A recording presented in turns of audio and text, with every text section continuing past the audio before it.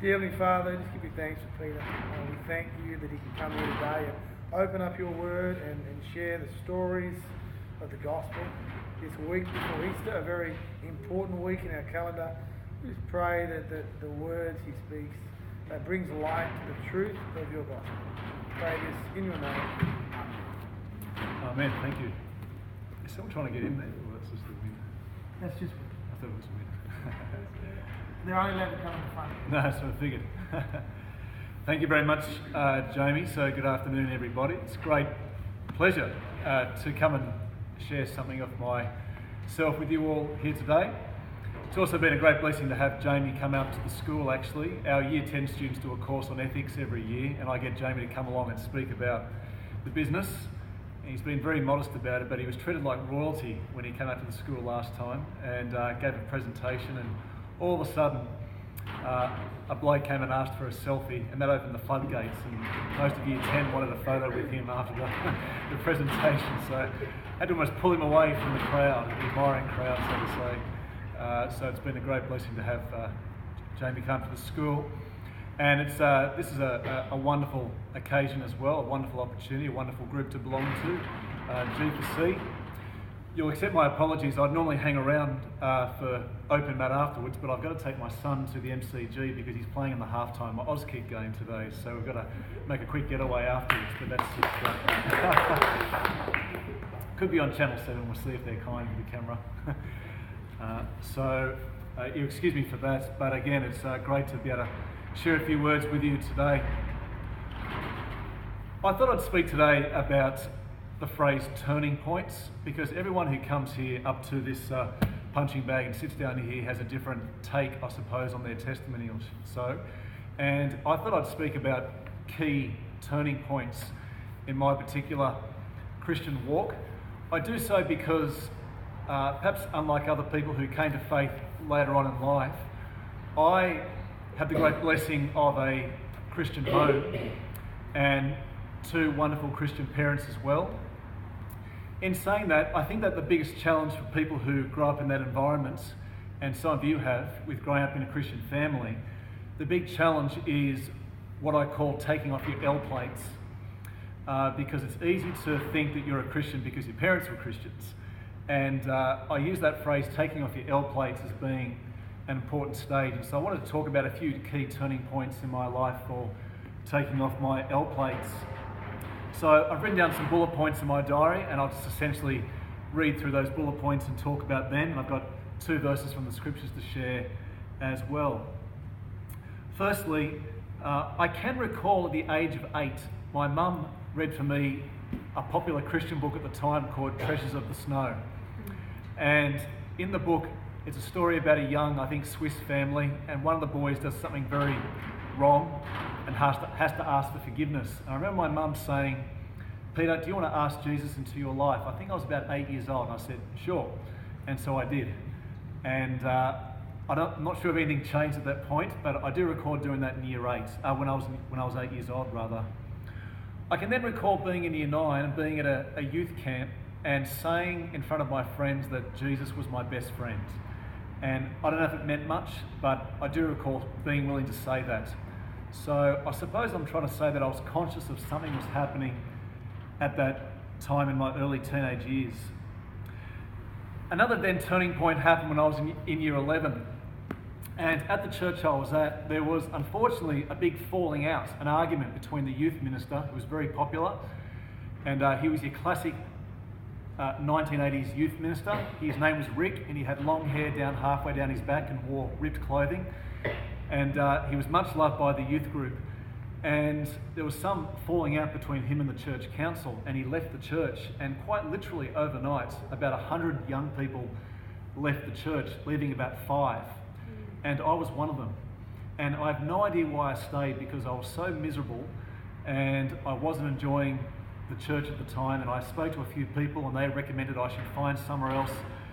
But for whatever reason, in God's providence, I stayed around, and I was one of the handful of young people at this particular church, but I wasn't happy.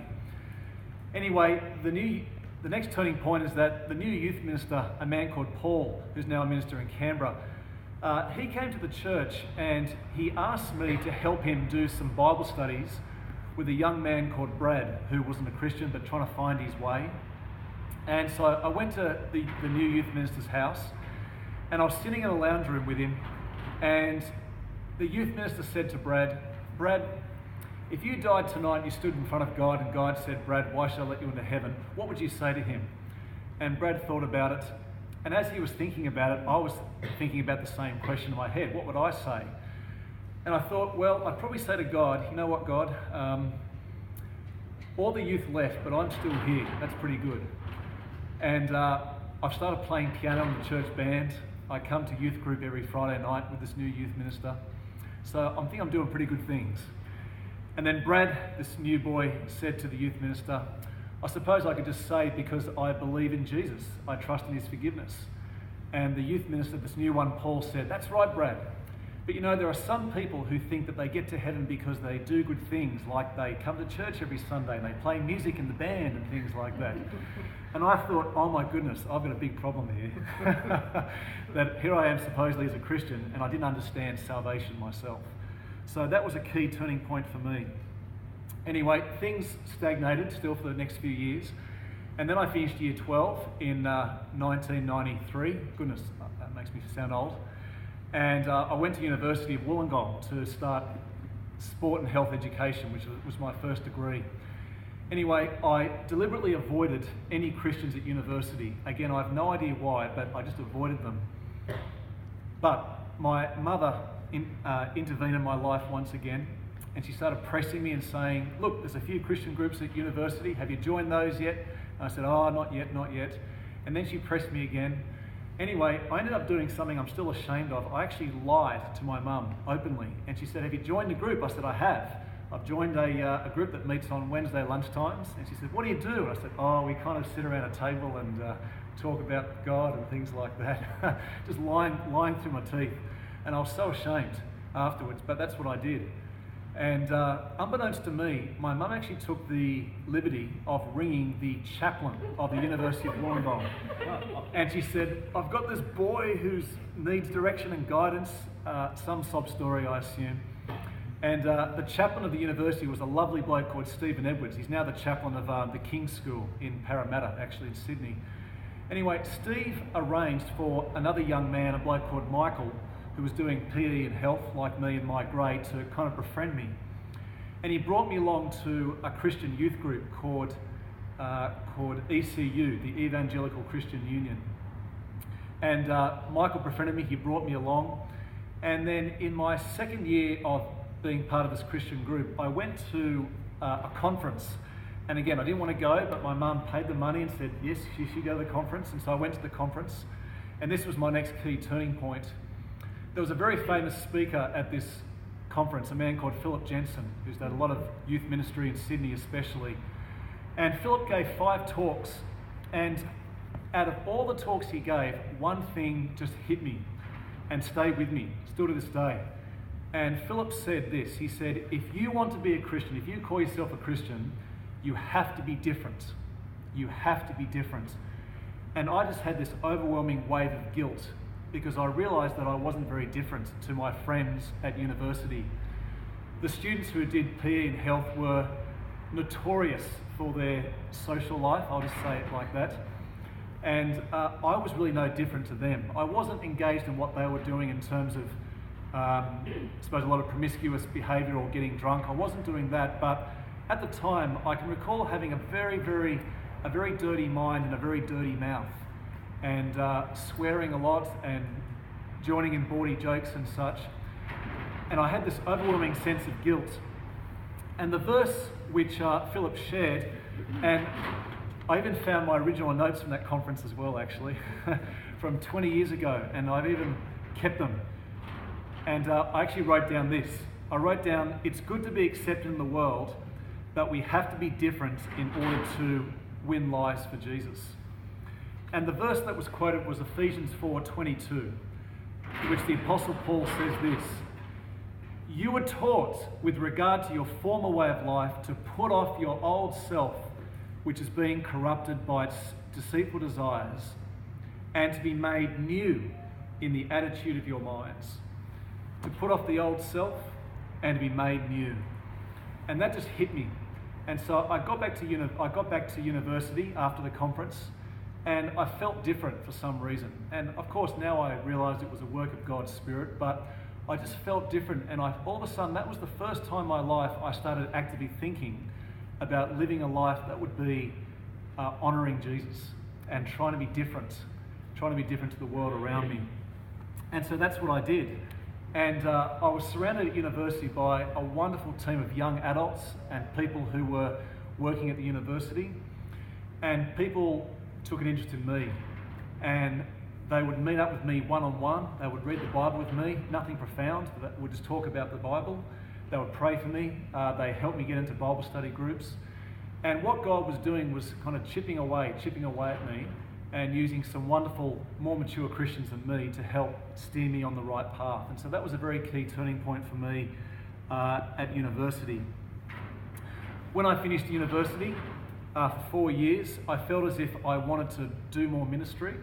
And so before I started teaching, I stayed at the university for 2 more years, and I did a ministry apprenticeship for 2 years with university students.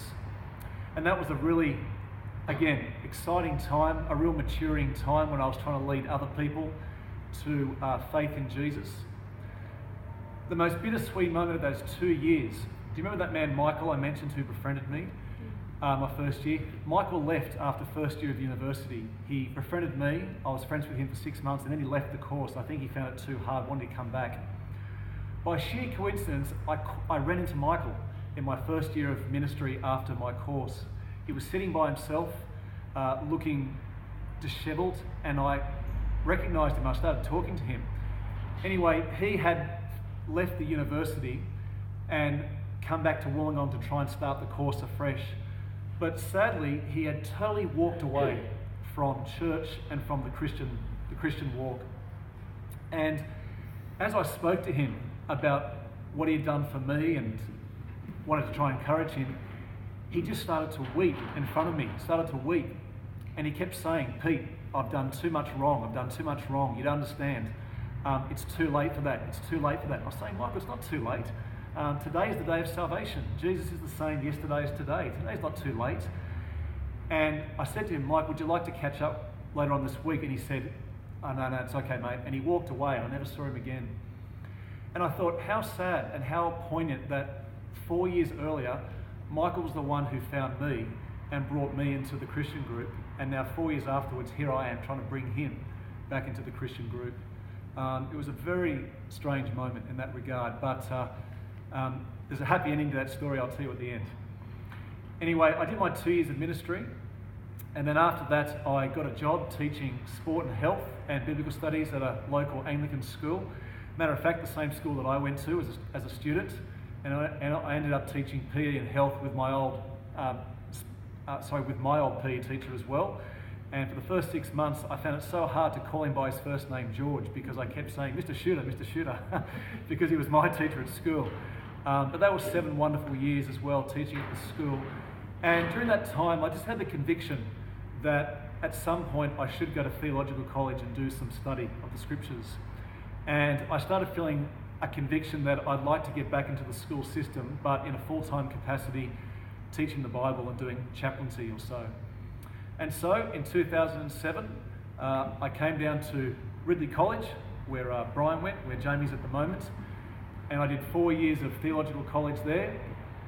And then I spent 3 years as an assistant minister at St Mark's Anglican Church in Camberwell. I applied for a few jobs and was praying about God's guidance for a school to work in. These couple of jobs fell through, unfortunately, and then all of a sudden the job came up at Hume Anglican Grammar. It wasn't where I expected to be. It wasn't necessarily where I wanted to be, but the door was open and I applied, and in God's providence I was offered the job. And so I've been there now for 3 years. And I'm now involved in ministry that I never anticipated doing. As many of you know, the northern suburbs of Melbourne is a very diverse area. It's a very high migration area. Our school is quite literally half Indian, and we have lots of students from India and Sri Lanka and Turkey as well. But so many people here have never come from a background where they've heard about Jesus or read the Bible. And so it's a great blessing for me to have the opportunity to lead chapel services, to sing songs and to teach the scriptures up at this school. And along the journey, a great blessing to marry Jono and Corinne as well, to take their wedding at Madston at the golf club. And also, of course, as I said, to have Jamie at the school as well. So my last verse I want to share with you comes from John chapter 10, the famous passage that Jesus speaks about him being the good shepherd. And Jesus said this in verse 14. He said, "I am the good shepherd. I know my sheep, and my sheep know me." And I'll just finish by saying that I felt as if during that first moment when I was 8 years old, when I invited Jesus to my life, I feel that Jesus knew me much more than I knew him, if that makes sense. But as the years have gone on, God's been very kind to me and kept me away from alternate paths that I could have so easily gone down the wrong direction. And I've come to know Jesus more. And Jesus keeps knowing me as the good shepherd, and I keep on knowing him. And that's just been a wonderful blessing for me in that regard. I mentioned Michael again. A few years back, I got onto Facebook, as you do sometimes, and just type people's names in. And I typed Michael's name in. And up came a photo of a young man looking happy with a wife and children. And I sent him a message and I said, "Mike, do you remember me? I'm that bloke you brought to the Christian group 15 years ago it was at that stage. And then I met you afterwards." And I got this beautiful message back from Mick saying that he went through a period of walking in the wilderness, but then he actually came back to Christ after that as well. And he'd forgotten about those conversations we had. So there's a happy ending to that story as well. And that's God's grace at work in that regard. So that's a little bit about me and where I've come from in that regard. Again, I love being here at Renegade, love being part of Grapplers for Christ. Just as an epilogue, my first exposure to BJJ, I'm not sure how many people can claim fame to this, but I had a private lesson with John Will 20 years ago. John Will brought BJJ to Australia, didn't he? Was that correct? Yeah. And I was at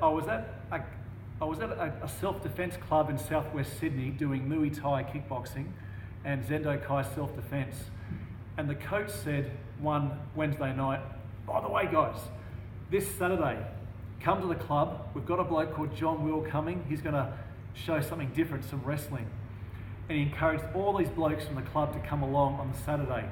Anyway, on Saturday morning, the coach was there and I was the only student who turned up. And John Will brought a purple belt with him. And I had an hour-long private session with John Will. So, I mean, I just look back and I think it's kind of funny. But that was my first exposure to BJJ. And then I didn't do it for a few years, and I came back, and then I met Jamie and got back into it as well. So even the BJJ has been a bit of a journey for me as well. But just funny, these turning points and how things come together as well. So friends, God is good, and Christ is trustworthy. He's the good shepherd. He knows you, he knows me, and by his kindness, he's kept me knowing him, and I trust he will do so until he returns. Amen. Guys, thank you. Just going to finish in prayer and thank Peter. Dear Heavenly Father, we give you great thanks for this journey where you are the Good Shepherd and you do know us. Great to hear the story of how you have been at work in Peter's life and knowing him and as he grows to know you. We just thank you, Lord, that you are at work in all our hearts, in all our minds. The stories that you have written in your word can tell us the news of how you work in this world and just give us encouragement.